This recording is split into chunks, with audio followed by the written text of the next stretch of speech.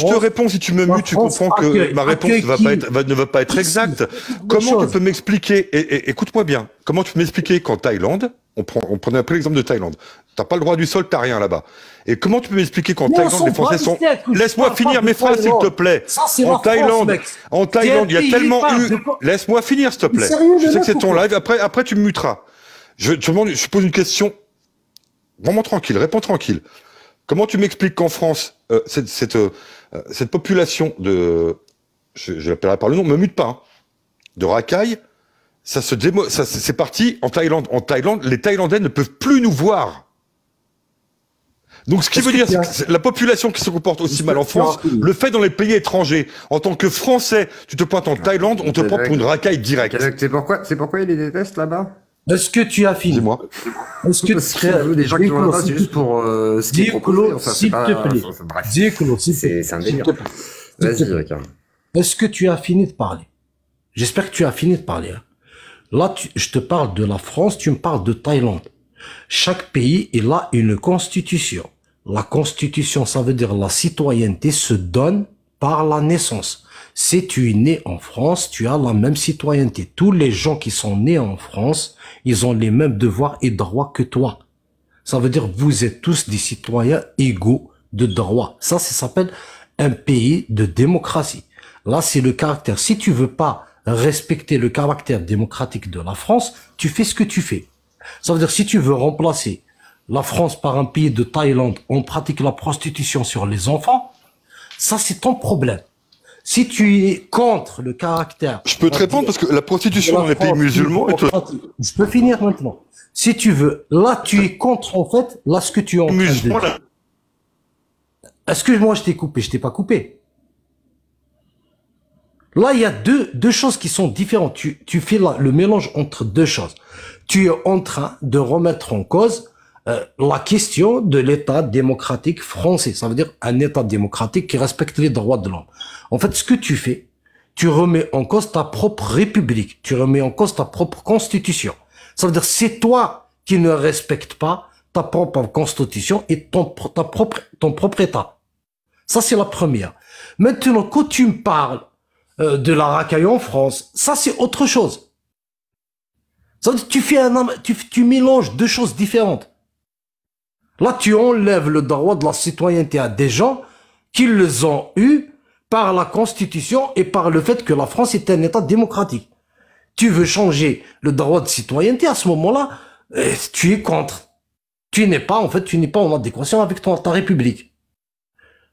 Genre, quelqu'un en France, putain, je sais pas moi, quelqu'un qui est né en France et t'entend écouter ce que tu es en train de dire, soit tu dis lire, soit je comprends rien de tout ce que tu dis. Mais en fait, il veut pas que le français soit représenté par ces gens-là, alors que ce sont des cassos français, quoi. Alors, effectivement, ce sont des racailles pour certains, des cassos pour d'autres, mais ce sont, du coup, malheureusement, pour beaucoup des Français, sinon ils seraient pas identifiés comme français par, du coup, la Thaïlande.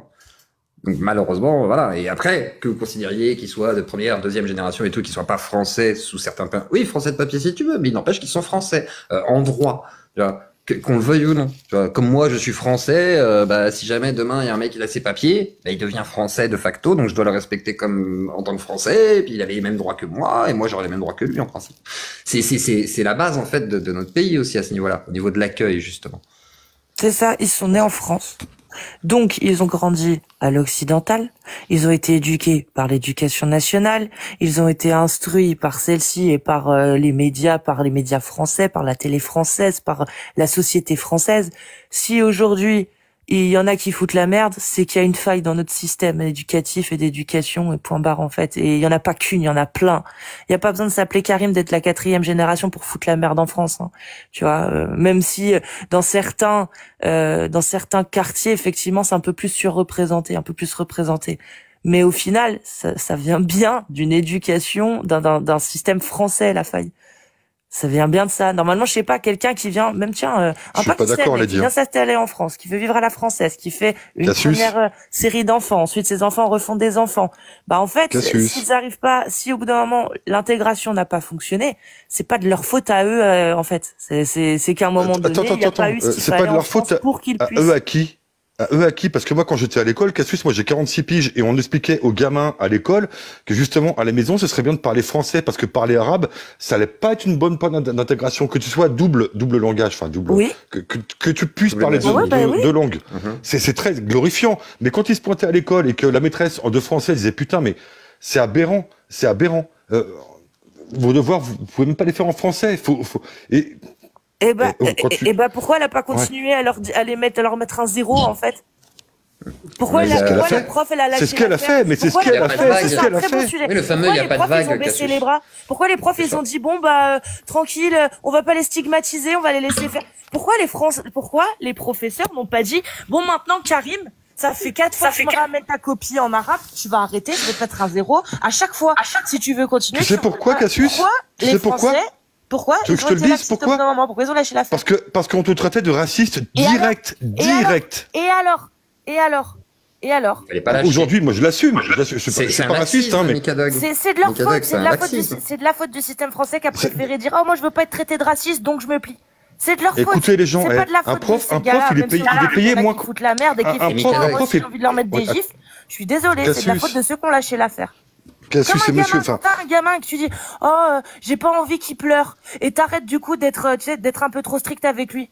Bah ouais, bah t'étonnes pas que ton gamin aussi te crache à la gueule quand il a 18, 17, 19 ans, en fait, même avant. Hein. C'est exactement pareil.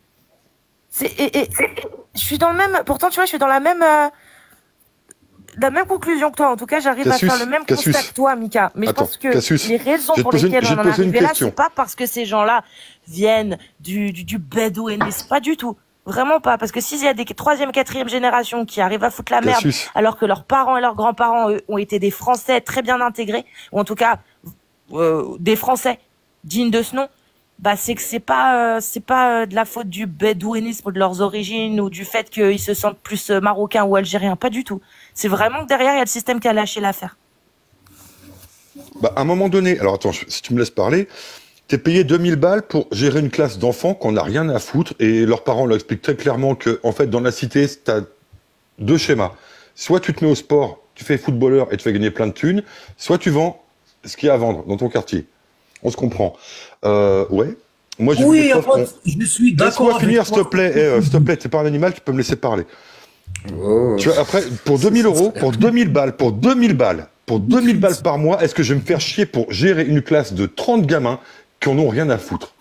Bah, à un moment donné, si t'avais déjà la direction qui les soutenait, que t'avais tout un système qui les soutenait, oui, il le ferait sans aucun souci. Et le salaire, effectivement, est trop bas, mais c'est ce qu'on appelle une revalorisation. Attends, laissez-moi finir. Mon père, attendez, laissez-moi finir, s'il vous plaît.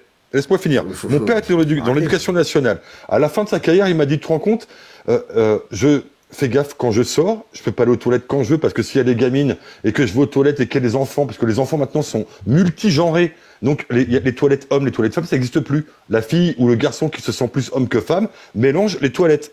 C'est un truc de dingue. Comment, en tant que professeur, comment tu peux, tu lâches l'affaire à un moment donné, soyons honnêtes, tu lâches l'affaire. Je suis d'accord avec toi. Tu sais, le problème avec les gens comme toi, en fait, c'est à cause de gens comme toi, justement. Non, c'est grâce à moi plutôt, ouais. Est-ce que je peux parler? Je t'ai pas coupé. C'est à cause de gens comme toi que la France est arrivée là. Tu sais, le problème, il est où? Ça veut dire que le moment où il fallait, justement, aller voir ces gens, ça veut dire dans les années 70, 80, et voir la difficulté par rapport à ces gens-là, comment ils passent d'une mentalité, on va dire, médiévale, islamique, à une mentalité moderne, et faire vraiment s'occuper du cas par cas, et prendre le cas, ça veut dire que les accepter comme Français, leur donner de l'attention, se concentrer sur ça, parce que c'est des Français. Parce que ces gens-là, ils vont vivre ici, ils vont enfanter ici. Parce que, comme toi, tu les considères pas à l'avancée des Français, donc, dès le départ, vous vous en foutez la gueule, et ben, ces gens-là ont enfanté d'autres. Ça veut dire, ce n'est pas, le problème, il est là. Ça veut dire, si au début, les Français se sont concentrés bien, ils vont vu le problème, que, si on continue... Tes enfants sont français, du coup. Est-ce que je peux parler? Hein? Tes enfants sont français, du coup. J'ai pas... Mes enfants. Est-ce que tes enfants sont français? Ah, mais moi, mes enfants, ils peuvent être français, américains, japonais. Est-ce qu'ils sont nés en France? Réponds-moi, s'il te plaît. Mais est-ce que tu comprends la réponse que je viens de te dire? Mes enfants, ils peuvent... Réponds-moi, s'il te plaît. Est-ce que tes enfants sont français? Est-ce que tes enfants sont nés en France? Réponds-moi, s'il te plaît. La réponse est assez... S'il te plaît, réponds-moi. Tu ne vas pas répondre. Est-ce que tes enfants sont nés en France? Est-ce qu'ils sont français? Si tu regarde, si tu... Pourquoi c'est aussi compliqué de répondre à une question simple? C'est tout le temps, ça c'est une déglingue. Dans ta tête. C'est toi qui crois que le... Mais tu réponds pas, mon frère, écoute, moi... Parce que Karim, il y a la moitié de TikTok qui veut le fumer, et il a peut-être pas envie de dire si ses enfants sont en France ou pas, tu vois. Peut-être ça aussi. Non mais français, c'est pas... Je demande pas la région ni rien. Français, c'est un pays. Mais pourquoi tu poses cette question? On te retrouve, il y a de la marge. Vas-y. C'est quoi le but de ta question exactement? Est-ce que tes enfants sont nés en France? Il y a soit j'ai des enfants qui sont nés en France. Alors oui, voilà, on va dire oui, comme ça t'es content. On va dire oui. Imaginons. Alors, comment tu parles à tes enfants à la maison et le vivre ensemble, comment tu l'inculques à tes enfants du coup? C'est une question, c'est pas mal ça, hein. Déjà, je te prends en honnête parce que tu ne réponds pas par rapport à la naissance de tes enfants et comment tu considères la France, mais c'est un débat ouvert, d'accord? Je ne suis pas là pour te juger. Moi, je pose des questions. Les Italiens éduquaient les enfants en français, j'imagine. Est-ce que tu considères ça privé ou c'est privé ou pas? Écoute, alors je vais te dire un truc. Moi, mon frère, c'est que je travaille avec des gens qui sont la 4e génération d'immigrés, donc qui sont français depuis 3 générations du coup. Laisse-moi finir. 3 générations du coup. Laisse-moi finir. La question. Est-ce que tu comment ces gens... C'est incroyable. Est-ce que tu considères... Laisse-moi finir. Putain, j'ai juste une phrase. Je finis une phrase. Laisse-moi finir. Comment aujourd'hui des enfants qui ont été éduqués par la France sur 4 générations ne parlent pas bien clairement français? Ouais. Mais je viens de te le dire. Je suis désolée, je viens de t'expliquer. La société, et je parle pas des Français. Bien sûr qu'individuellement, on en a tous marre, on aimerait tous que ça change. Mais en fait, sociétalement, c'est pas comme ça que ça se passe. Tu regardes, les professeurs des écoles, comment ils amènent les choses, que ce soit de manière politique ou de manière même sur le terrain. Je suis désolée, ils ont leur part de responsabilité, et pas qu'un peu. Et il y a pas que. Il y a le gouvernement, il y a le système social, il y a plein de choses qui sont qui sont les causes de ça. Pas que. Il y a aussi certainement les parents, bien évidemment. Mais ça, c'est à moindre coût. Parce que si tu regardes la société dans son ensemble, si tout était fait en fonction, si les professeurs n'étaient pas des missionnaires et qu'ils, justement, avaient pas peur, oh, les pauvres petits chéris, mais vous avez vu, mais, franchement, je pense que déjà, tu pourrais supprimer la moitié, peut-être même plus, de ceux qui aujourd'hui sont perdus. Tu vois, ceux qui aujourd'hui foutent la merde, comme tu les appelles, ou ceux-là, la moitié, on aurait pu les sauver juste avec les professeurs qui reprendraient leur rôle d'instructeur. Rien qu'avec ça, déjà, je pense que tu peux supprimer une bonne partie des fouteurs de merde français, ceux qui ont suivi l'école française. Et ensuite, il y a tout le reste. L'éducation nationale, je suis désolée, hein, mais c'est de la grosse merde. Et moi, si j'ai réussi à passer outre tout ça, c'est parce que j'avais des parents derrière. Et que c'est qui m'a sauvé, c'est mes parents. Mais si mes parents avaient été défectueux, je peux t'assurer que je serais une grosse merde aussi aujourd'hui, hein. L'éducation nationale est une des grosses raisons pour lesquelles aujourd'hui des Français sur 3e, 4e génération qui à la base viennent d'ailleurs ne se sentent pas français ou sont devenus des petits cons pour certains d'entre eux. Vraiment, l'éducation nationale, c'est mais une hérésie. L'éducation nationale, justement, faut pas balancer tout. Quand il y a l'éducation que n'est pas à la base, c'est tu la transmets dans ton foyer. L'éducation. Après, c'est l'instruction qu'on t'offre à l'école. C'est pas l'éducation. Faut pas mélanger tout, Cassius. C'est pour ça que j'ai repris. J'ai dit l'instruction. L'école n'est pas là pour t'instruire. L'école est là pour t'instruire. L'éducation, c'est les parents qui la donnent. J'ai dit quoi, Mika? J'ai parlé d'instruction, justement. J'ai repris. J'ai dit, enfin, plutôt d'instruction. Je l'ai dit, hein. Mais est-ce qu'on peut pas tout mélanger? Tu ne peux pas reprocher à l'éducation nationale qui est démissionnaire, je suis entièrement d'accord avec toi, Mais faut comprendre pourquoi. Le nombre de profs qui sont en dépression. Et attends, laisse-moi finir. Une dépression, c'est pas, ils ont pas choisi de se foutre en arrêt. Ils sont dépressifs parce que personne les suit. Personne les suit. Si tu trouves des excuses à l'éducation nationale, trouve des excuses aussi à ces fouteurs de merde. Fais les deux, Mika. Moi, je trouve d'excuses à personne. Il n'y a pas d'excuses pour les fouteurs de merde, mais il y a une explication. Cette explication, c'est l'éducation nationale. Je ne trouve pas d'excuses pour les fouteurs de merde. Je vais pas trouver d'excuses pour les professeurs. Je suis désolé. Cassius, l'explication, elle est simple. Mais je me suis posé la question il y a pas très longtemps. Et pourtant, j'ai pas un salaire de merde. Hein.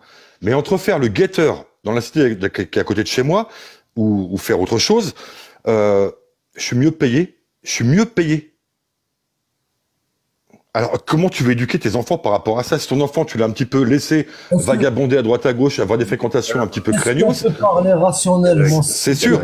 On parle de choses rationnelles. Juste un truc sur le point de guetteur, machin et tout. Faut arrêter de délirer. Hein. Il y a des points de deal. 70 balles. Beaucoup, mais c'est pas tous les points de deal. Faut arrêter de délirer. 70 balles par jour. Moi, jamais de la vie. Ils gagnent des salaires plus hauts que les tiens, frère. Jamais de la vie.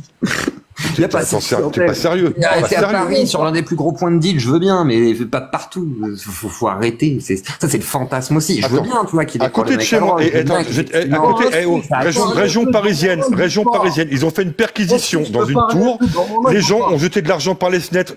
Tu sais combien il y avait dans le dehors? Bien sûr qu'ils jettent l'argent par les fenêtres. Est-ce que tu sais combien il y avait de pognon? Est-ce que je peux parler ou pas? Oui, beaucoup. Vas-y. Laisse-moi finir.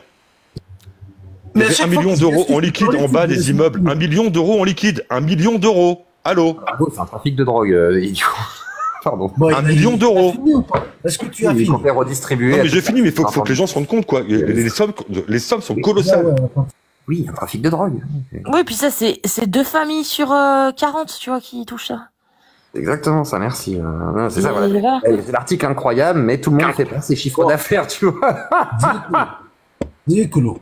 En fait, tout à l'heure, je voulais me ramener sur le débat rationnel. Écoute, en France, il y a eu cette vague d'immigration, il y a eu leurs enfants. Donc, pour un pays des droits de l'homme, un pays de science et tout, normalement, on aurait eu à peu près, au bout d'une génération, on saura lequel, le type de profil, le type psychologique à qui on a affaire. Ça veut dire il y aura des trucs clairs, nets et précis. Ça veut dire, normalement, le travail aurait été fait déjà. Ça veut dire, ce que je te dis ici, là, tu as des problèmes en France parce que le travail n'a pas été fait correctement. Et si tu veux chercher pourquoi le travail n'a pas été fait correctement, c'est à cause de gens comme toi. Moi, je te le dis directement. À défaut, le travail, c'est très simple. À défaut de concevoir que une fois une personne est née en France, c'est un Français. Noir, blanc, bleu, chinois. À défaut de les concevoir, ça veut dire accepter la mixité, l'accepter comme Français. Ça veut dire là, on part pas sur un côté. C'est pas un Français qui mange du porc, qui est blanc, qui est comme ça. Le problème, il est dans vos cerveaux, dans une partie des Français. Ça veut dire ce problème-là n'a pas été fait parce que si on l'aurait fait, s'ils l'auront fait, ils auront... Si on l'avait fait, tu vois, regarde le truc, le verbe être et avoir. Et les gens qui sont dans les postes de responsabilité, ils auraient détecté un profil psychologique. S'ils avaient détecté. Tu vois, c'est ça, c'est un truc, ça me rend ouf. Ils auraient détecté. Ils avaient. Ouais, il y a Koudé. Ouais, putain, c'est...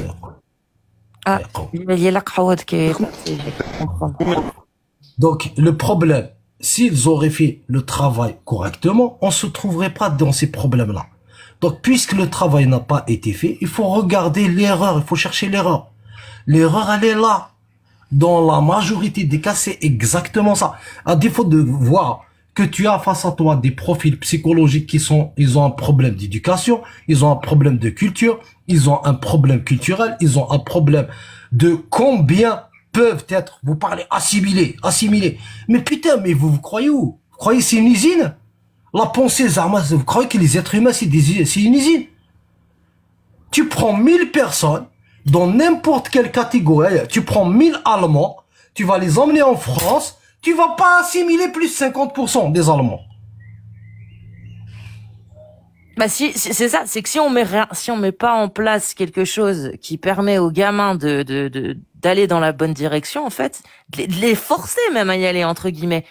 Tu vois, pas physiquement, t'as compris, mais en leur donnant au moins envie, un minimum, quoi. Quand ils regardent, comme je l'ai dit, ça passe par l'éducation nationale, mais pas que. Il y a d'autres choses, que ce soit aussi les programmes TV. Moi, à mon époque, il y avait, par exemple, c'est con, mais il y avait C'est pas sorcier. C'est pas sorcier. Pourquoi aujourd'hui à la télé, enfin aujourd'hui il y a plus de télé, vous allez me dire, mais il y a plus tout ça, des choses qui permettaient d'équilibrer le mental des gamins quand ils rentraient chez eux. Tu vois, à défaut d'avoir des parents qui étaient derrière eux, ils allumaient la télé, ils avaient C'est pas sorcier, putain, ça les rattrapait au moins, tu vois. Non, mais si ils avaient fait le travail, regarde, si le travail aurait été fait correctement, ben, vous aurez arrêté l'immigration. Ça veut dire que tu as le travail. Ça veut dire que vous aurez diminué massivement l'immigration, ça de une. Et les gens qui ont été ici, on leur donnera plus de moyens, ils auront plus, on va dire, de façon de s'intégrer. Ça veut dire que le problème, il est décelé. Il y a un grand problème. Donc, vous aurez plus. Aujourd'hui, ces gens sont normal. Karim, juste pour donner raison un petit peu à... Ben, je sais plus comment il s'appelle, celui que t'as fait descendre, mais pour lui donner un tout petit peu raison, c'est que... Mika Dog. Mika, c'est que depuis 20 ans, tout Français qui demandait de réduire l'immigration, de le stopper, était cancel. Mais vraiment, aujourd'hui, depuis Zemmour, ça passe maintenant. On peut le dire. On est toujours traité de facho, mais ça va. Mais avant Zemmour, je peux t'assurer qu'il y avait une vraie cancel. Quand tu voulais réduire l'immigration, tu regardes avec des yeux comme ça. Tu dis, mais ça va pas, mais t'es raciste, mais t'es facho, mais t'es vraiment. Et effectivement, c'est de la faute de la société française, ça. On a laissé faire. On aurait dû directement dire, mais on s'en bat les couilles, en fait. Je suis contre l'immigration, tu me traites de raciste? Tu es complètement con. Je refuse de céder à cette pression. Donc oui, je continue à dire je suis contre l'immigration, tu peux me traiter de facho, de raciste, je m'en fous, c'est faux. Ou alors prouve-le. Mais non, les gens, ils ont préféré se terrer, dire oula, bah si je me fais traiter de raciste, moi je dis plus rien. C'est comme ça qu'ils ont procédé. C'est bien la faute de la société. Moi qui n'ai pas français, je suis pas français. Je suis contre l'immigration, comment elle fait la France. Ouais, parce que je suis conscient du problème. 40 ans, ça... Tu vois. Oui, mais parce que je suis conscient du problème. Ça veut dire être contre l'immigration parce que tu as des arguments rationnels par connaissance et par conscience, prendre conscience du problème, c'est pas du racisme. Ça n'a rien à voir. Ça, c'est les arguments. Si tu donnes des arguments rationnels, tu as le droit d'être contre parce que tu utilises ton cerveau.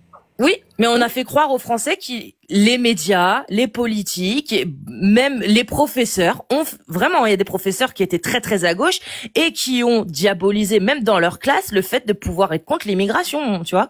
Mais vraiment. Et ça, en fait, bah, c'est de la faute de la société française. C'est de la faute d'une partie des Français et de la société française. Parce que, encore une fois, à partir du moment où on dit, moi je m'en fous, qualifie-moi de raciste, mais donne des arguments. Tant que tu m'auras pas donné des arguments qui prouvent que je suis raciste, je continuerai de dire que je suis contre l'immigration. Voilà. Mais si les Français avaient pris aussi leurs couilles, les avaient portées, avaient dit non, moi je suis contre l'immigration et je m'en fous qu'on me traite de raciste, je sais que je le suis pas. Bah peut-être que ça se serait pas passé non plus comme ça. Donc il y a aussi de la faute de ceux qui ont contribué au fait de diaboliser, mais c'est aussi de la faute de ceux qui ont préféré dire oula, bah moi je m'écrase, j'ai pas envie d'être traité de raciste. Donc c'est de la faute de toute la société en fait. Ceux qui n'ont rien dit, ceux qui n'ont rien fait et ceux qui ont dit et qui ont fait, mais pour contribuer à ce que ça se passe comme ça. On va prendre le cas. Il y a un cas par exemple d'un pays européen qui est la Suède. La Suède, il y a eu une vague d'immigration, on va dire musulmans. Après là, ils sont aux enfants de la première, on va dire la première je pense. C'est leurs enfants maintenant qui sont adultes. Le taux de criminalité a augmenté, et là, c'est stop net, ça se discute au Parlement de ça. Ils sont en train de prendre des mesures directes. Ça veut dire, leurs premiers enfants, ils sont passés par l'école suédoise, des institutions suédoises et tout. Après ce qui s'est passé la dernière fois, stop! Crise générale en Suède. Ils sont en train de discuter comment faire par rapport à ces personnes-là. Et ils peuvent pas. Puisque leur première génération, déjà, il y a un grand problème. Le taux de délinquance a explosé, la vente de drogue, la délinquance, les trucs, tu vois, le harcèlement et tout, chez cette communauté. Eh ben, stop net. Eh ben, ça se discute au Parlement. Le plus normalement du monde. Donc, en réalité, c'est ce que j'ai dit tout à l'heure. Il y a un problème en France. C'est tout. C'est un vrai problème de la question politique de l'immigration. Exactement. Et le problème, t'as 1000 points dessus. Et c'est ce pourquoi je me bats depuis des années. C'est ce qu'en dira-t-on? Oh, on va se faire traiter de raciste. Oh, on va se faire traiter de facho. Oh, mais comment ce sera vu, ça, par la société, par les mouvements et les ONG? Non, en fait, on s'en tape. C'est nous, notre société, comment on veut qu'elle fonctionne. On voit qu'il y a des individus qui posent problème on regarde ce qu'il faut faire pour empêcher que d'autres individus de cette sorte arrivent trop en France. Mais non, parce que, oh là, c'est xénophobe, oh là là, c'est ça notre problème en France. Qu'est-ce que vont dire les voisins?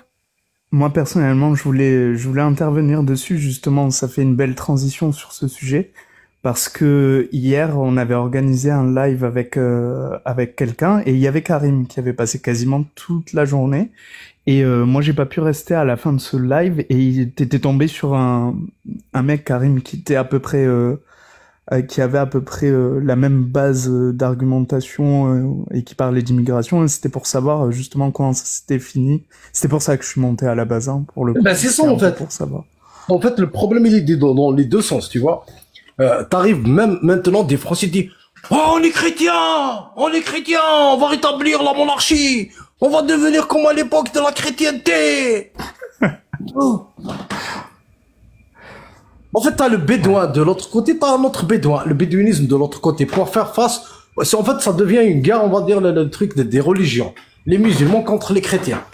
Mais là, tu rentres, en fait, c'est eux. Ils sont en train de te détruire dans tes propres valeurs. Tout ce que t'as fait comme avancée sur les 3 siècles, en fait, ils sont en train, tellement t'as peur d'eux, tellement ils t'ont martyrisé, en fait, ils ont bloqué ton cerveau, tu es devenu à l'émotionnel retour au passé. Exactement. Et ça marche pour tout, ça. C'est ouf, hein. Ça marche pour tout. Parce que tu vois, pareil, dans les commentaires, il y a des gens qui disent, oui, mais les profs, par exemple, ils ont peur de se faire tuer. Oui, mais les gens, ils ont peur de dire ce qu'ils pensent. Bah oui, en fait. Mais dans ce cas-là, on fait quoi? Alors, on dit, ok, bah, les terreaux, les menaces, bah, vous avez gagné. On se tait. Mais vous êtes malades ou quoi? Mais on est des Français, les gars. Eh oh. Et on est des Français. On est des humains, même, j'ai envie de dire. Vous pensez que l'humain, son état naturel, c'est la servition, et le fait d'approuver, de dire ok c'est bon, je m'écrase parce que j'ai peur de mourir. Mais non, les humains, ils sont nés pour combattre. Ils sont nés pour combattre pour leur liberté. C'est la meilleure. T'en as des Français maintenant. En fait, comment ils réfléchissent? Les musulmans, c'est haram l'avortement. Donc ils sont en train d'avoir 4-5 enfants en France. Nous, les blancs, donc on va être contre l'avortement. Tu comprends comment ils réfléchissent? C'est incroyable. Oui, tu comprends comment ils le raisonnent?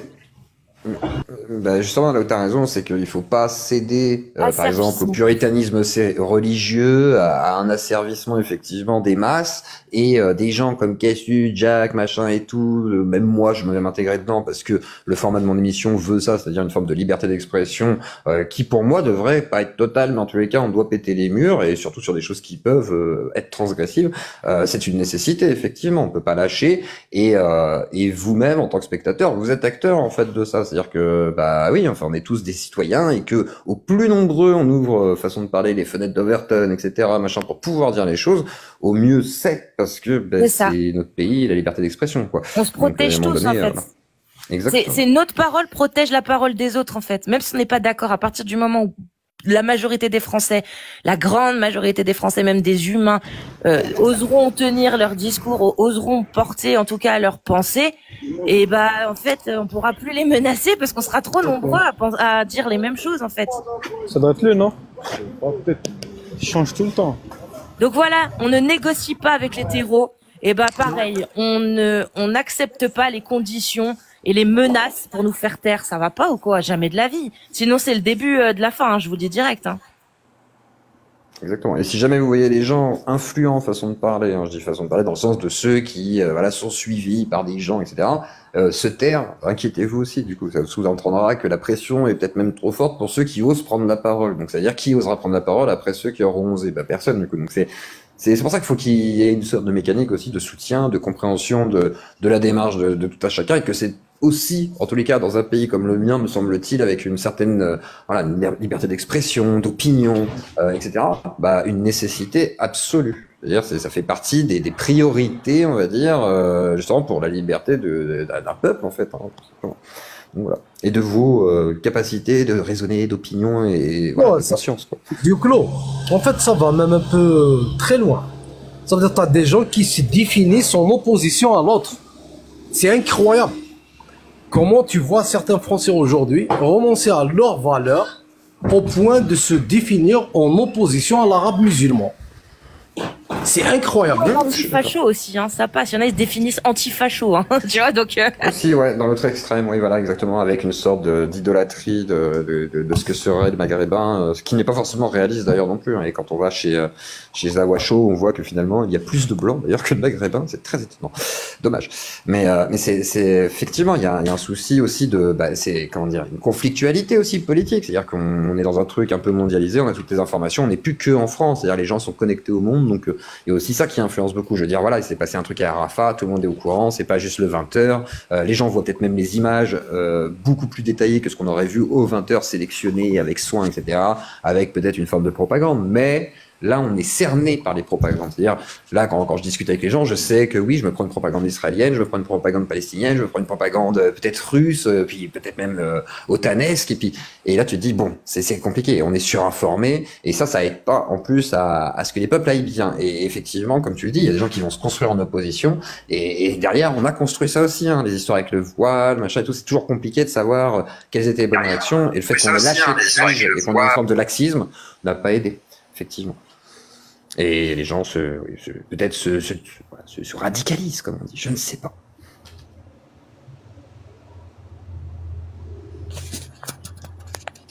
C'est Jack et Jean d'œuf, je sais pas, je connais pas Jack. Jack, c'est le H, je crois. Je suis pas sûr, mais je crois que c'est le H. Ah ouais. Je suis pas certain, je crois, mais je suis pas sûr à 100%. Je sais pas si je te poucave. Du coup, il s'est cassé. Ah oui, alors, ça parle de quoi? Je crois que c'est lui, je suis pas sûr. Ça parle de toi. Ah bah j'aime bien ça. On était en train de parler de toi, on était en train de se dire, est-ce qu'il y aurait pas un jeu de mots derrière son pseudo? Jaune, d'œuf, John, d'œuf, d'œuf, bière. Les Bédouins, la bière est jaune. C'est John Doe. Ferme-la, nectar, mère. Je crois que c'était ça, non, c'était pas John Doe, comme le personnage de film. Double, ferme-la, arrête la coupe. Le H, ah putain, il est venu en fantôme. Oh là, ah ouais, fait chier le H. Tu peux pas t'empêcher d'être un bédouin, le H.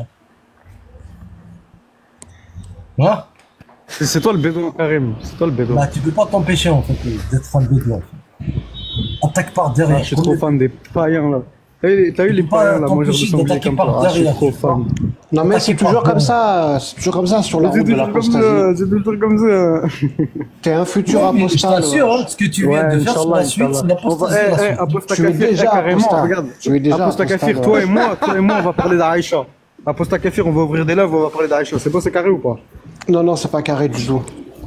Pourquoi? Mais parce que pour toi, t'as l'impression de rigoler, alors que tu comprends pas qu'il y a quelque chose de sérieux derrière. T'es en train de perdre la foi. T'es en train de subir un bouleversement profond de ta personnalité. T'es en train de perdre la foi. T'es en train de devenir apostat. C'est vrai en plus, apostat Kafir, c'est vrai. Je suis en train de m'apostasier. Chaque fois que tu viens faire ça, tu as envie de vomir l'islam, tu viens chez nous pour vomir l'islam. Ouais, de fou, bah oui. Ça y est, Aïcha, frère, c'est un ouf, le prophète, il fait ça avec une fille de 9 ans. Comme toi, le H. C'est un ouf, le prophète, voilà, le prophète, wesh. Après, à cause de lui, on parle mal de nous, frère, les musulmans.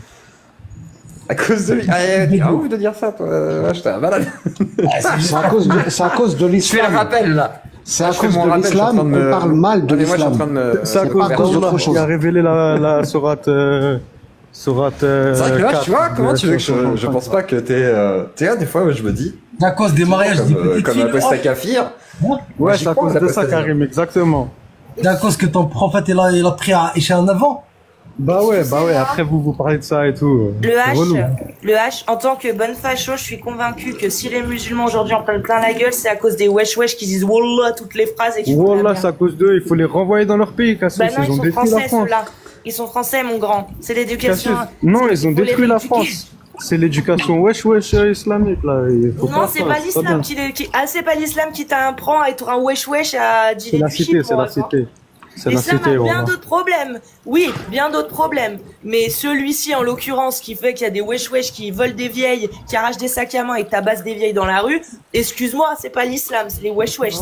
Qui disent donc du coup, Cassius, tu trouves pas qu'il faut les renvoyer dans leur pays, Cassius? Ça ressemble à de la razzia islamique aussi, hein. Je pense que ça peut être compatible, hein, les islamo-racailles avec l'islam. Il faut les renvoyer dans leur pays, là, ils ont rien à faire en France. Pour moi, les compagnons du prophète, c'était une bande de Kaira qui faisait des razzias, un petit peu comme ce qu'on peut voir avec les émeutes naéliennes, par exemple. Il y a des ressemblances, hein, faut pas omettre tout ça. Mais ça, je l'explique. Il y a quand même de la, il y a de la similarité. J'explique très très bien ça. Le domaine social avec des razzias, c'est pas pareil. C'est pas pareil. C'est un esprit bédouin, quoi. Karim, c'est quand que t'arrêtes de manger du sanglier, Karim? Ben, j'ai jamais mangé de sanglier. Ah ouais, c'est vrai, tu m'avais dit, ouais. Non, parce que, en fait, le problème, je sais pas si on m'entend bien, le problème avec le raisonnement comme quoi, oui, c'est l'islam, s'il y a des wesh-wesh, etc., ou en tout cas en partie, c'est que les frères musulmans en France, eux, ils se battent contre les wesh-wesh racailles, justement. D'accord?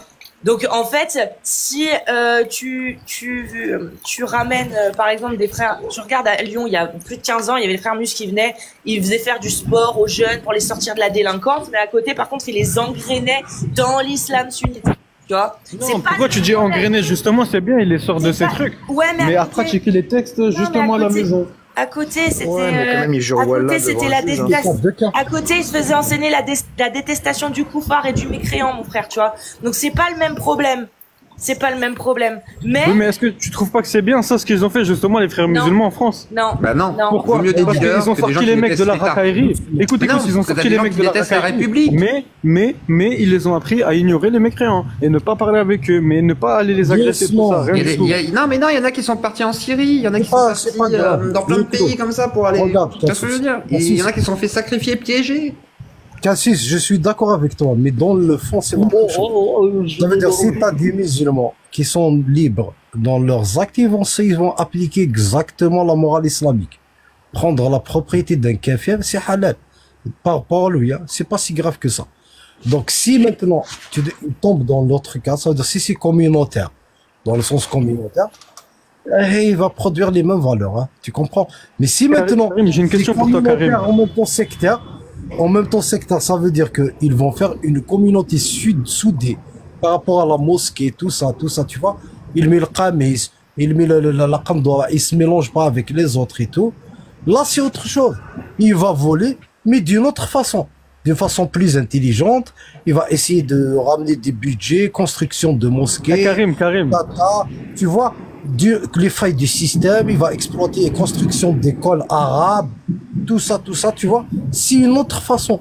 Tu commences à accaparer, mais sans laisser de traces. Mais tout en étant... Écoute-moi, Karim, j'ai une question pour toi. Récupérer des subventions culturelles. Tout en gardant l'image. Attends, John Def, attends 2 secondes. Karim. Comment avoir des financements de l'Arabie, du Qatar, tout ça. Mais tout en étant zama, donner la bonne image. Tu vois ce que je veux dire, Cassius? Karim, est-ce que tu veux bien faire des lives avec moi sur El Bora, sur Aïcha, sur... J'ai très bien compris. Par contre, le H, remonte avec ton compte parce que les gens t'entendent pas en bas. Si, ils m'entendent très bien. Non, vous entendez le H là quand il parle?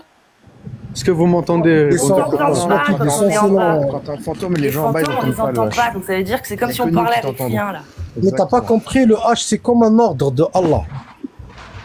Toi, tu descends, soit je t'écrase. Est-ce que quand je fume des joints, ça veut dire Allah il m'a demandé de le faire? Mais Allah il existe. Il n'avait pas interdit. Wallah il existe Allah. Wallah il existe. Le Tamia, comme on appelle, c'est la secte des Hachachines. Cassius, Wallah Allah il existe. Ils étaient musulmans, tu vois. Alors moi perso, je fais partie des Hachachines aussi, hein, John.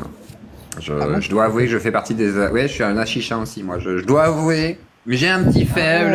Je suis un Hachishin, donc je pille les gens. Ce sont tes ancêtres alors. Tout à fait. Et après, tu connais Assassin's Creed ou pas? Tu connais Assassin's Creed? Ouais, j'aime bien.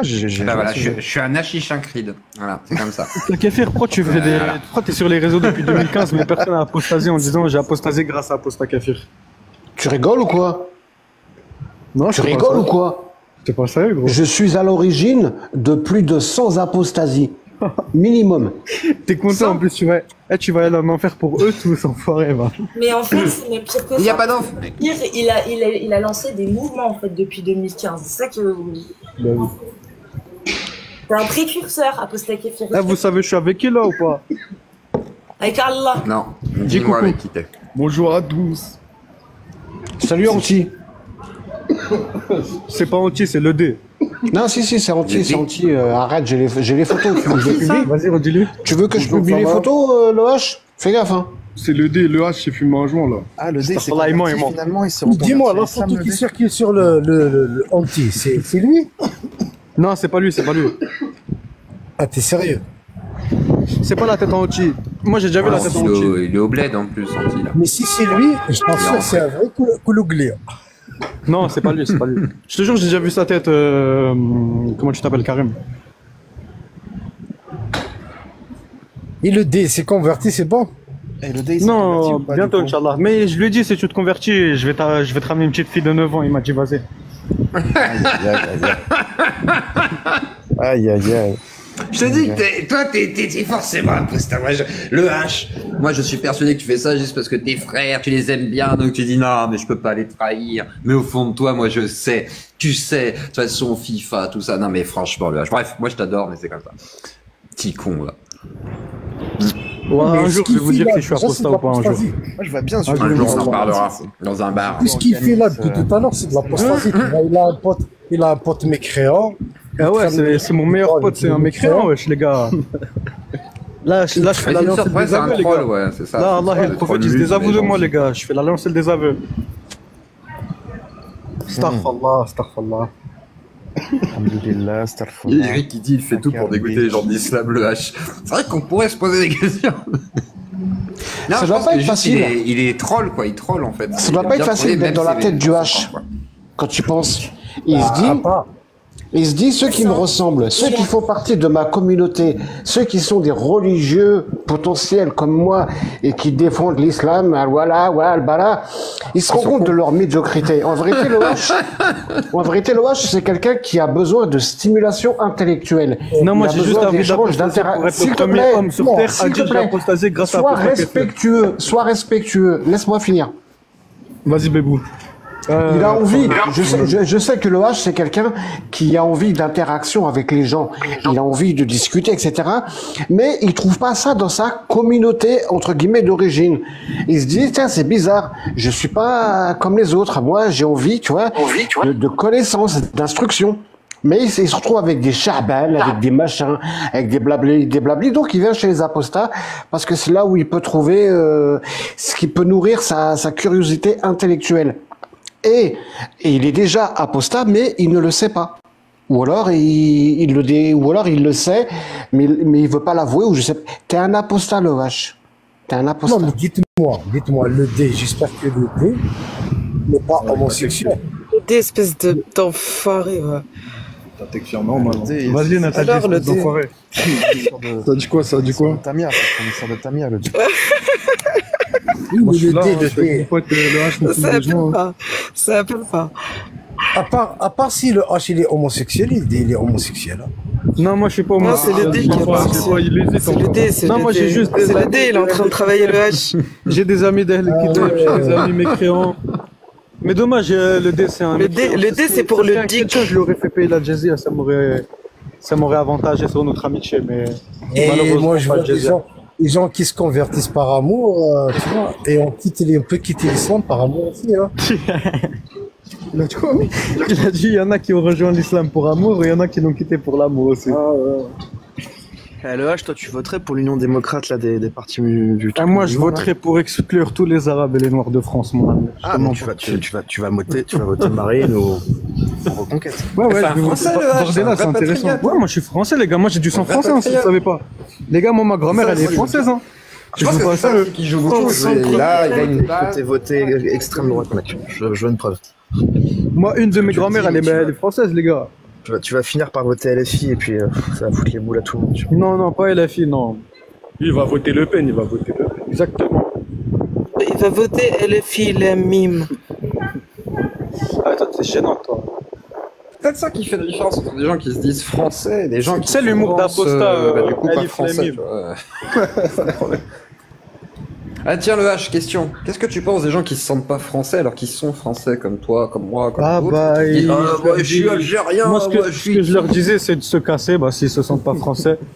Franchement, moi j'ai envie d'aimer même un mec qui a pas les papiers qui me dit je me sens français parce que j'aime la France, je l'aime bien. Mais un mec, même un français, un arabe qui dit, et déjà il met son drapeau là d'Algérie, de Maroc, de Tunisie tout seul. Ça c'est des vrais hypocrites. Hein. Faut les renvoyer chez eux s'ils préfèrent ce drapeau là. Le H, c'est bien. J'aime bien quand je t'entends parler comme ça. Voilà. En plus, c'est interdit d'afficher le drapeau d'un autre pays sans mettre le drapeau de la France à côté. Ouais, je crois qu'il y a des occasions où t'as le droit quand même. Si, il y a une loi. Non. C'est interdit d'être fier de tes origines, c'est en islam, le H. Même quand tu mets un drapeau français. Tu sais ce que tu lui dis, quand il y a quelqu'un qui te dit ouais, je suis kabyle et tout. T'as dit quoi? Tu lui dis va mordre le. Ah mais ça quand un kabyle ou un algérien qui me dit les français, je le crois. Non, mais écoute, le H, Asma, 2 secondes. S'il y a quelqu'un qui arrive, un musulman, il est fier de ses origines, il dit moi je sais pas, je suis du nord de la Tunisie, je suis kabyle, enfin voilà. Tu sais ce que tu lui dis? Selon un hadith authentique bien sûr, pas selon. Ouais, je t'écoute. Tu lui dis va mordre le zob de ton père. Ah, allez toi, voilà. Authentique. Mais pourquoi je te sors la référence? Qu'est-ce qui t'arrive? Mais je connais le hadith, mais c'est une expression de parler, ouais. Je sais pas, voilà, si tu connais, pourquoi tu... Hein? Non, mais c'est pas le mot. Ça veut pas dire ça. Non, ça veut pas dire ça. Allez, arrête, vas-y, c'est isolé, je pense qu'il voulait dire isole-toi avec ton père. Isole-toi avec ton père, je pense. Non, mais c'est la traduction française, ça n'a rien à voir. Non, je le dis en arabe, le H, arrête, je le dis en arabe, arrête. Ouais, mais quand tu dis en arabe, c'est vite fait, tu le mords vite fait, Moi, par exemple, regarde, si je dis à un mec, regarde, écoute, Yasmine est très chill. En plus, en arabe, il faut le dire comme ça. Si je dis à quelqu'un, je vais niquer ta mère, je vais pas niquer sa mère, je vais juste la taper, tu vois, je vais pas la niquer elle-même. Et du coup, croque le zeb à ton père, ça veut dire reste gentil avec lui. Le H, on m'entend. Comme dans Tabari, il y a les califes qui insultent en disant fils de courtisane non circoncise. C'est quoi? C'est la traduction du coup là. Enfant de courtisane incirconcise. C'est une insulte, hein. C'est ça la vraie traduction? Ouais. Dans les chroniques de Tabari, on peut l'avoir 7 fois. Attends, répète-le. C'est quoi le mot, Cassius? C'est courtisane incirconcise, prostituée incirconcise. Ah ouais? Ouais. Ils sont chauds les califes, putain. Ils sont chauds, hein. Ah ouais, des vrais voyous, hein, des vrais... Ça, c'était les racailles du 7e siècle. Ça t'excite. Pourquoi je t'entends rire, là? Qu'est-ce qui t'arrive, le dé? Il aime bien quand je taille le djinn, c'est pour ça, ça taille. Voilà, djinn. Là? T'as dit quoi? Je t'ai décidé vraiment du 7e siècle. Ils mettaient des Lacoste et des DTM carrément. Tu verrais bien. Survêt Lacoste et DTM. La piste de chameau, il est pieds nus. Ah ouais. Là, c'est la Red Bull et avant, c'était la piste de chameau. Ah. Ça paye bien, Imam, ou pas, le Courneuve ou à Gennevilliers ou je ne sais pas. Ça paye beaucoup mieux que TikTok et YouTube, hein, je te le dis. Hein. Ouais, je pense que c'est... Est-ce que tu peux descendre maintenant le H ou pas? Parce qu'il y a du bruit, c'est bon, la récréation est terminée.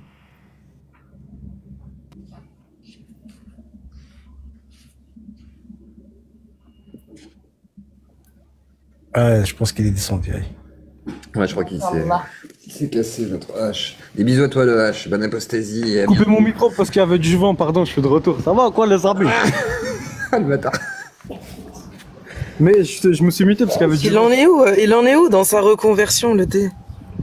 Voilà, le dé. Il est en train de chercher à savoir si le jour où je ramène la petite fille de 9 ans, là, il va se reconvertir. Mais l'islam n'est la réponse à aucune question. L'islam, c'est juste de l'ignorance. L'islam ne répond à rien. Il y a même un hadith, le H, qui parle de comment Aïcha nettoyait le sperme. Des prophètes. Oh mon Dieu. Ouais, elle grattait, ouais. Elle grattait avec ses doigts. Mais Karim, c'est trop tard, tu l'as dit. Là, tu dis, il dit sperme, après il fait. Apostata kafir, arrête de faire le mec, parce que même toi, si tu ramènes une petite fille de 9 ans, tu vas te convertir à l'islam. Démol Kayami, une petite fille de 9 ans. C'est quoi, j'ai pas compris, t'as dit quoi? J'ai dit, toi aussi, si je te ramène une petite fille de 9 ans et des Molk Yamin, tu vas te convertir à l'islam. Et tu sais quoi, le H, sincèrement, ne va pas plus loin. T'as une chance de t'arrêter tant qu'il n'est pas trop tard. Ne va pas plus loin dans le développement. Tu vas pas finir ta phrase. Tu vas pas finir ton argument là. Bah si, vas-y. Tu vas me demander qu'est-ce que tu vas faire avec eux. Tu vas t'arrêter là et tu ne vas pas aller plus loin, s'il te plaît. Pourquoi? Non, parce que, espèce de demeuré, je suis papa, je suis grand-père. Okay. Ah, vas-y, arrête de casser les couilles, là, tu vas faire le moral. Alors donc, vas-y, ferme-la. Moi, j'ai une vraie empathie, un vrai soutien pour les enfants, et je ne plaisante pas avec ça. Ouais, je vais te ramener des esclaves aussi, tu vas les marrer. Pourquoi tu fais le vénère, gros? Pourquoi tu fais le vénère? Le Coran, je vais te mettre que des baffes. Si t'es un être humain, arrête de faire ancien, je vais te mettre que des baffes, gros, c'est pas rigoler, frère. Tu veux rigoler sur des trucs comme ça? Mais frère, tu sais pas rigoler, c'est toi t'en parles tous les jours. Non mais ça ne pas faire des trucs comme ça, Yahma. T'aurais de l'empathie, t'aurais sorti ça de ta tête directement et t'en aurais pas parlé. Non, rigole pas sur ça, Yahma. T'as compris ou pas? Il aurait pas accepté ça, il en aurait pas parlé tous les jours, tout simplement. C'est un vrai Yahma qui fait sûr. C'est parce qu'il est encore jeune, quand il voit qu'il perd pied, il s'emporte, le H. Parce qu'il est jeune. Sur le Coran de la En fait, quand tu vois que tu fais une connerie, ils vont pas arrêter de dire oula, bon, c'est bon. Attends, je vais m'excuser à Aposta Kafir. Pardon de t'avoir offensé. Pardon, Aposta Kafir. Après, il y a deux choses. Ta mère devrait avoir pas de souci. Aposta Kafir, il peut. Non, moi je lui dis, regarde, si ça lui a pas plu, regarde, je te jure, non, je répète plus. Regarde, il est beaucoup plus grave que moi déjà, même si je peux lui mettre des baffes, mais wallah, je le respecte sur ce point-là. En gros, tu vois, il a sa sensibilité. Derrière, moi, perso, par exemple, je rigole parce que moi, quand j'entends ta blague, perso, moi, j'ai même l'impression des fois que ça attaque aussi, non pas à l'Aposta Kafir, mais du coup, limite à la religion, voilà, que t'es censé défendre. Et du coup, moi, ça me fait rire dans ce sens-là, c'est-à-dire l'ironie, on va dire, de tout ça. Mais effectivement, voilà. Le H attaquer l'islam, non, impossible. J'y crois pas un seul instant non plus. Karim. Ouais, j'y crois pas un seul instant. Karim, toi qui connais, je pense que tu dois connaître comment sont les constructions dans les montagnes berbères en Kabylie, comment elles sont, le torchis, etc. Comment ça se passe. La pièce, par exemple, où on met les amphores. Bon là, maintenant il y a de l'eau courante et tout, donc ça c'est plus pareil. Mais je parle de l'époque où il n'y avait pas d'eau courante, d'électricité, de tout ça. Moi, on avait des pièces, on avait une pièce dans nos maisons qui était constamment plongée dans le noir pour qu'il n'y ait pas de lumière, donc pas de chaleur. Une pièce qui était complètement toujours dans le noir, qui était enterrée un peu plus bas que les autres pièces pour qu'en étant plus bas, elle reste fraîche. C'était l'espèce de frigo naturel sans électricité de la maison. Et mais on avait aussi des pièces qui étaient des espèces d'extensions, de trucs qui étaient sur le côté des maisons et tout, etc. Et dans mon enfance, il y avait un vieux qui doit être décédé, hein, il est desséché depuis le temps maintenant, puisqu'il était déjà à l'article de la mort quand j'étais gamin, qui vivait dans une maison à côté de dans une petite extension à côté de la maison, bref, dans mon village. Et je me souviens que ma propre nièce à moi, qui avait pas 10 ans, qui etc. Et ben, elle allait rejoindre son mari. Son mari, toi, ça fait bizarre de dire ça. Hein. Ma nièce de 10 ans qui allait rejoindre son mari. Qui était un vieux, qui était ridé, il était au bout de sa vie. T'avais l'impression que c'était une momie, tellement il était ridé, tellement il était vieux. Et moi, je suis issu de tout un tas de trucs assez choquants, assez perturbants comme ça. C'est pour ça que j'ai pas envie de plaisanter avec ça, le H. J'ai pas envie de plaisanter avec je t'amène des enfants, tu vas voir. Parce que derrière, il y a tellement de tragédies, il y a tellement de drames humains. Non, mais je te comprends, si tu veux, regarde, si tu veux. Que je peux. Aposta Kafir, regarde, même moi j'ai de l'empathie pour les petites filles qui sont mariées, frère. Il faut pas arrêter. Il faut arrêter de faire l'hypocrite, tout ça. On a tous de l'empathie pour ça, tu vois. Ouais, une petite fille qui se fait marier aujourd'hui, frère. Elle est toute petite, elle devrait profiter de l'éducation, de l'amour de ses parents, qui est pareil à cet âge-là. Moi aussi, frère, ça me fait de la peine. Et la plupart des musulmans, faut arrêter de croire oui, on cautionne le texte, mais aujourd'hui, à cette époque-là, quand tu vois la formation des filles, de cet âge-là, autour des 9-10 ans, oui, ça nous fait de l'empathie, Aposta Kafir. Moi, c'est une petite blague que j'ai fait comme ça, t'as vu, pour mettre un petit pic, mais si ça t'a vraiment offensé à ce point-là, je suis vraiment désolé. C'est pas moi que ça offense. C'est tous ceux qui ont souffert.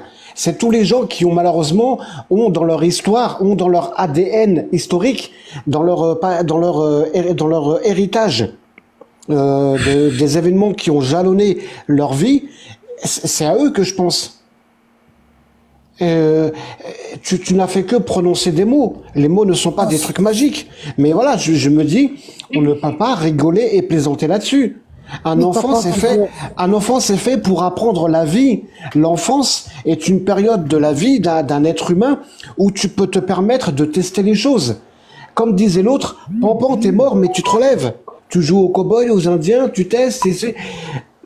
L'enfance n'est pas fait pour apprendre à une fille comment gérer un foyer, comment nettoyer les traces de semences sur le camis de son époux de plus de 50 ans. Son aîné, etc., etc. Je ne peux pas rire là-dessus. C'est que moi, peut-être. D'autres acceptent peut-être d'en rire. Moi, je ne peux pas accepter d'en rire. En fait, ça dépend de l'interprétation, en fait.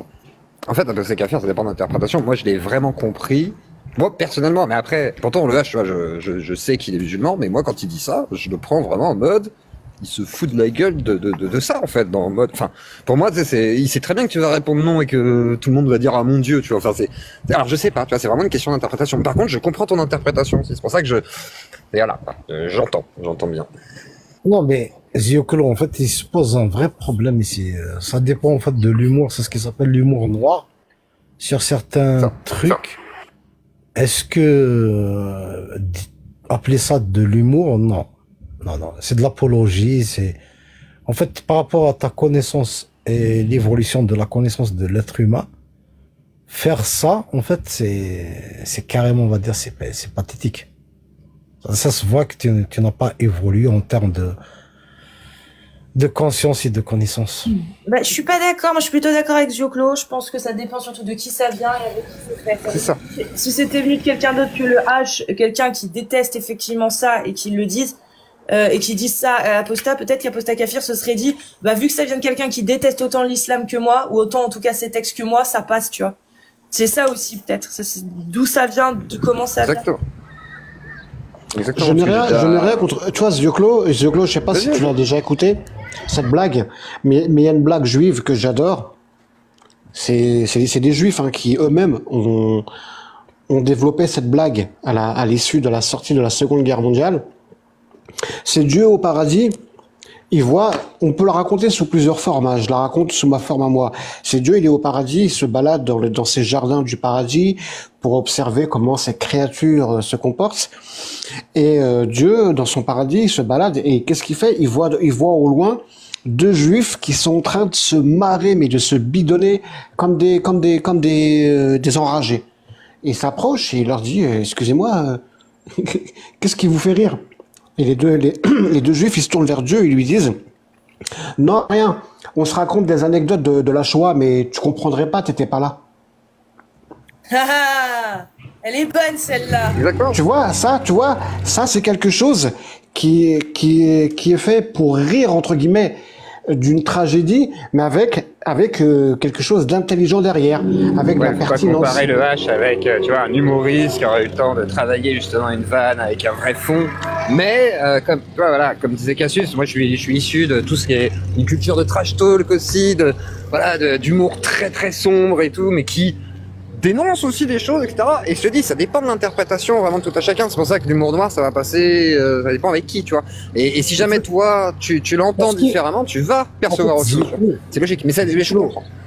En fait, dans l'humour noir, en fait, ça dépend de la chose. Par exemple, est-ce qu'elle est dépassée par l'être humain ou pas? Genre, tu dis, par exemple, autrefois, je sais pas, dans ton truc, tu vois, tu baises un âne, tu vois. tu vois, je suis sûr que dans ta famille, vous posez des chefs, tu vois. Ça peut s'apparenter à de l'humour noir, parce que les humains ne pratiquent pas ça. Mais par contre, sur les petites filles, il y a encore des gens qui le font, qui se marient avec. Je peux te trouver une vidéo qui est rigolote, qui s'appelle, comment il s'appelle? C'est Jimmy le Sicilien. Ça s'appelle J'ai baisé une chèvre, du coup. Et bah, du coup, il y en a qui le font encore. Et malheureusement, voilà. Après, bien entendu, j'entends tout à fait, mais voilà, par exemple, dans de l'humour noir, quelqu'un qui te sortirait des dingueries comme ça, justement, pour ce côté un petit peu choc et tout, ça fait partie du truc. Mais voilà. Mais moi, je suis un grand fan de Mustapha El Atrassi, des trucs comme ça, donc c'est très virulent. Non, mais le problème, Claude, sur ce point-là, c'est que les gens ont fait une avancée juridique, ils ont dû interdire ça, ils ont dû faire des campagnes de sensibilisation. Tu te rends compte, en Mauritanie, jusque-là, on le fait encore. 10 ans, rien que 10 ans en arrière, les chiffres sont catastrophiques au Yémen. En Afghanistan. En fait, regarde, il aurait dit ça dans un contexte avec des musulmans ou je sais pas, des nénophiles, voilà, des gens concernés qui auraient trouvé ça très drôle comme blague en disant ah ouais, rigolo, tu sais, mais en mode premier degré. Là, ça aurait été malsain. Là, il est avec des apostats, des gens qui sont contre l'islam, et il sort un gars qui est apostat convaincu, je veux dire, apostat kafir, sera difficile de le faire virer de bord, même avec des millions, contrairement à moi, par exemple, n'hésitez pas à me payer. Et de facto, bah, effectivement, pour moi, la blague, elle a pas le même ton, tu vois. Et comme disait Cassius, c'est une question de moment, d'instant, et que, bah, effectivement, à ce moment-là, pour moi, je me dis, en fait, c'est une blague plutôt justement en mode un peu provoque, histoire de choquer, mais dans l'idée, je me dis, ça n'a pas le même danger et même risque que s'il l'avait fait, par exemple, dans un cadre où il y a que des gens qui seraient d'accord avec ça et qui se diraient, ah ouais, trop bien. Et là, ce serait de l'apologie, tu vois. Là, on serait sur vraiment de l'apologie caractérisée. Là, on est sur le trait d'humour peut-être mal dosé, effectivement, et pas avec les bonnes personnes, mais qui, par contre, me semble-t-il, bah, ne caractérise pas le même problème, quoi, en fait.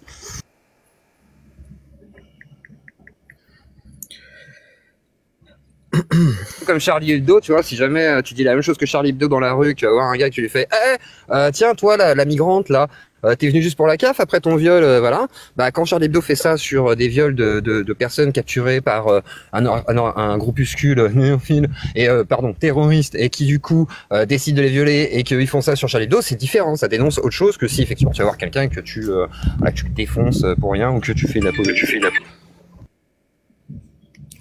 Miel Citron. Bah, si la voix de Claude t'insupporte, bah, dégage. J'ai pas compris, Mais non, reste. Faut qu'il reste. Laisse-le souffrir en silence. Par contre, souffre en silence, s'il te plaît, Miel Citron. Voilà, tu nous déranges. Mais c'est pas grave, tu as le droit. Mais si on reparlait un petit peu d'islam et de son rapport à la laïcité, moi c'est vraiment ce qui m'intéresse, c'est l'islam politique, dans le sens que il y a des questions qui se posent à travers cette religion qui est différente et particulièrement incompatible non seulement avec les valeurs de la République, donc liberté, égalité, fraternité, et avec la laïcité, en fait, telle qu'elle a été conçue. Et simplement dans la laïcité, donc il y a une séparation du politique et du religieux, il y a aussi un devoir implicite, je dis bien implicite et pas obligatoire, de discrétion sur la voie publique, ce que ne respecte absolument pas cette religion, en fait, qui est un étendard politique constant, qui brandit une idéologie. On se voit pourquoi dans les autres religions, il y a des accommodements, il y a des assouplissements.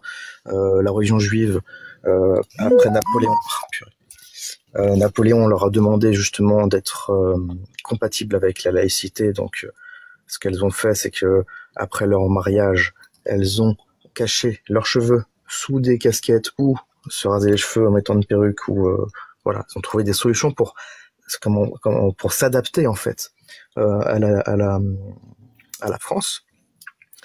Et c'est pas le cas de cette religion. À aucun moment on a vu des concessions de la part de cette religion. Oui. T'es raciste? C'est raciste ce que je dis, non? Non, mais toi, t'es raciste, toi, je te connais, toi. Non, je suis pas du tout raciste. Pas le H. Se termine, je suis absolument pas raciste, en fait. Je suis pas essentialiste ni raciste. Je suis pragmatique, ça c'est vrai. Oh, le H. Le H, t'es raciste, toi? Ouais. Ouais, mais voilà. Je suis raciste, ouais. On rabaisse le débat. Oui, on est tous racistes, ouais. Non, pas du tout. C'est vous qui voulez toujours tout ramener à la race, en fait. Si, je t'assure. Il y a une étude scientifique qui a été faite en 1978. qui te dit toute personne dans son cerveau, il est raciste de quelque chose. Il y a toujours une race en fait, c'est un biais cognitif en fait. On a un peu peur, dont on ne valide pas trop, dont on mais le H en fait, t'es un zététicien, frère. Mais putain. Oui, c'est une étude scientifique, mon frère. Scientifique. Sur 293 personnes, mon frère, l'étude scientifique. C'est la peur de ce que tu ne connais pas. C'est pas forcément. Ça, c'est du racisme, mon ami. Ça, c'est tout ce que tu ne connais pas, tout ce qui est nouveau, tu le rejettes déjà de base. Après, il y a des esprits moins étriqués que d'autres. Mais c'est vrai que tout ce qui est nouveau, tout ce que ton cerveau n'a pas l'habitude d'assimiler ou de connaître, etc., tu fais un rejet, en fait. Voilà. Et en fait, notre cerveau, il est lié à nos ancêtres. Donc, nos ancêtres, quand ils étaient là, blancs, attends, mon ami, ils ont découvert des Arabes et des Noirs dans le pays. Ils se sont dit, ça, c'est, voilà, je supporte pas, c'est